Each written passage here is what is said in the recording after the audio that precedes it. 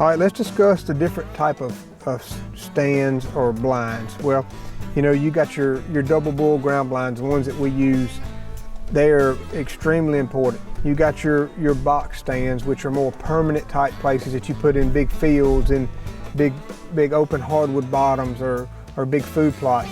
Then you got your portable tree stands like your ladder stand that could be 10 to 20 foot tall.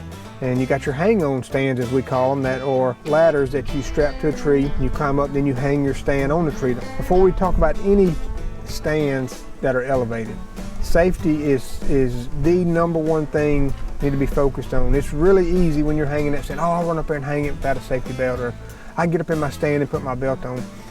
You know, so many people have been hurt. I got friends that have fallen, that have been killed. I've got friends that have fallen and are paralyzed in a wheelchair, and it don't take but a second. Every time I walk up to a tree, I think about my family. And you should do the same. And think about yourself, because it don't take but that quick. You'll fall out of that tree and then your life will be changed forever. So take the 30 seconds to be safe when you're hanging that stand, when you're getting in and out of that stand. Take the extra time, please, to be safe. So, well, let's back up. Let's talk about the ground blinds. If you have a double bull blind at your camp, say in your truck, and then you have a tree stand, there's really no scenario that you can't figure out. If you go through the steps we talked about for the food plots or the acorn trees or whatever, sometimes you might find a hot acorn tree that you ain't got a place to put a stand, but you can get in there and you can put a ground blind up. Thing about a ground blind, if you don't put it up prior to the deer using the area, meaning, okay, say you plant your food plots October 1st, I would put my ground blind on that food plot the same day you plant it. That way, when that field comes up and it gets green and those deer start using it, from day one, that blind's sitting there, they're used to it, no issues. Same with an acorn tree.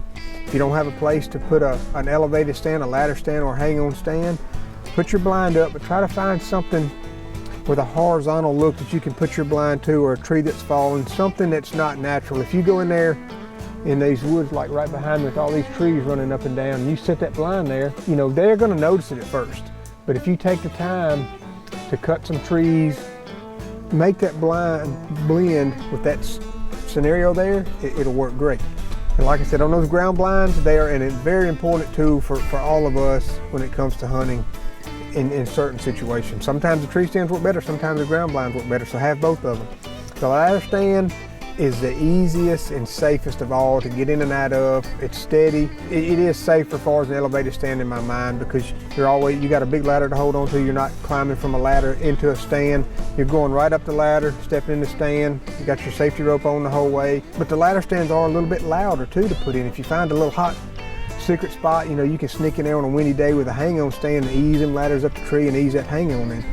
If you got a spot you know is going to be good, a certain bottom, and you can go in there late summer and put that ladder stand up, knowing that's going to be a spot to hunt all year on a north wind, I would put the ladder stand up, because it's a lot more comfortable. It's bigger, you got room, it works. So that's kind of the basics, other than these shooting houses that you put on fields. Those are great for late season when it's cold, when it's windy. You can put a heater in there.